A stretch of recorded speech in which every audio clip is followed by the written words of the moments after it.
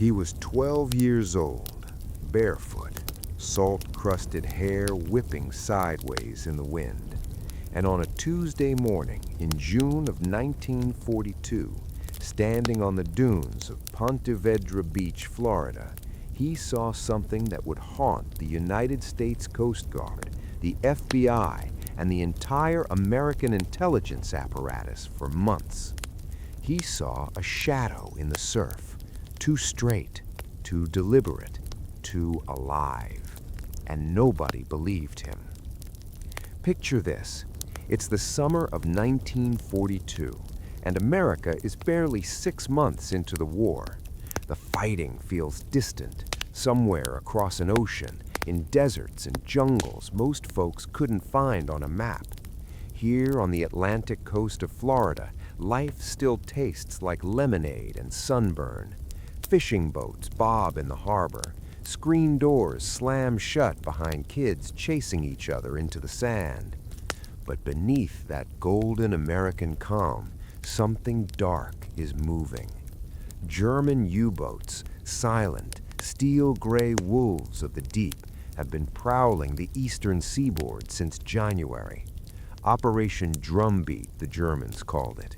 In the first 6 months of 1942 alone, U-boats sank nearly 400 Allied ships off the American coast.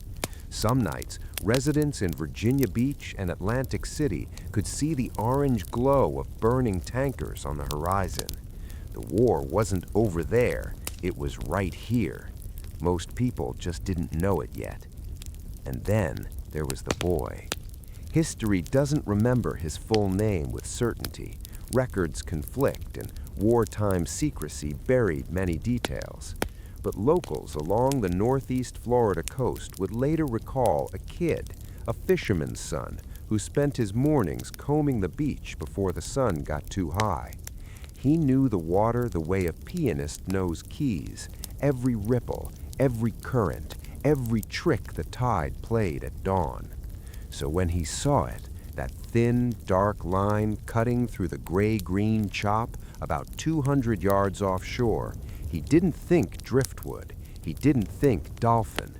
He thought, that's metal. He ran, sand kicking up behind him, lungs burning. He sprinted toward the nearest Coast Guard station.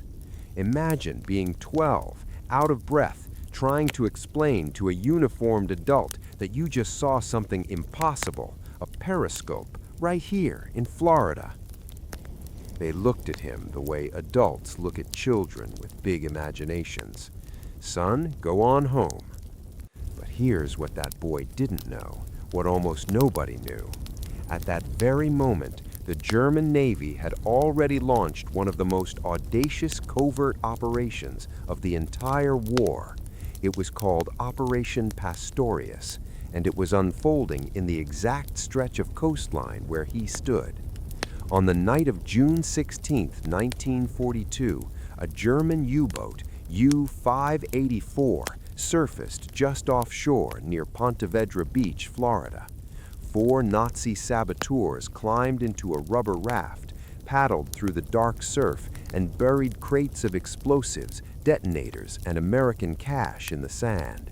Their mission? Destroy war factories, railroads, hydroelectric plants, and cripple American morale from the inside. A second team had already landed days earlier on Long Island, New York. 8 men, 2 beaches, 1 mission to bring the war to American soil. And a 12-year-old may have seen the periscope of the very submarine that delivered them. Now imagine the weight of that.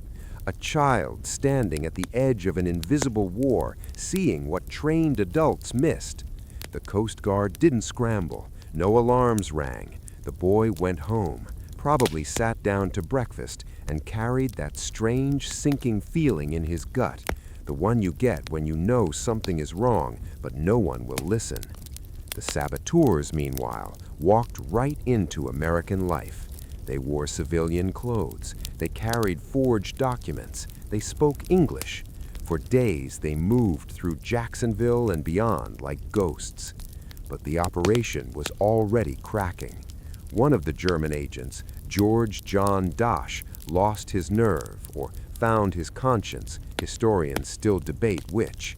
He called the FBI from a New York hotel room and over a stammering, almost incoherent confession, blew the entire plot wide open. All 8 saboteurs were captured within 2 weeks. 6 of them were executed by electric chair in Washington, D.C. on August 8, 1942, one of the fastest military tribunal proceedings in American history. The nation exhaled, but the deeper truth lingered like smoke. The enemy had touched American sand. They had buried bombs beneath dunes where children played.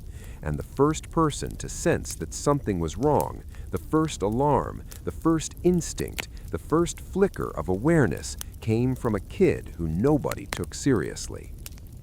You won't find his name in the history books. There's no statue, no medal, no ceremony. Just a boy, a beach, and a shadow in the water that turned out to be one of the most dangerous moments of World War II on American soil. And that's the part that stays with me. Because courage doesn't always wear a uniform. Sometimes it's barefoot. Sometimes it's 12 years old.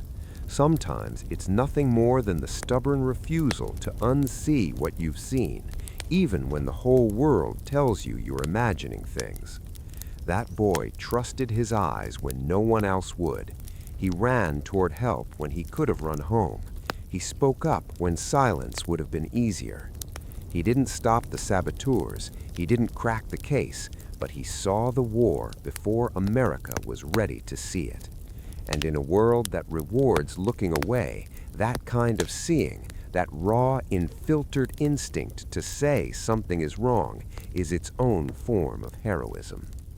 History remembers the FBI raids. It remembers the electric chair. It remembers Dasch's confession. But it forgets the boy on the beach. And that is the untold spirit.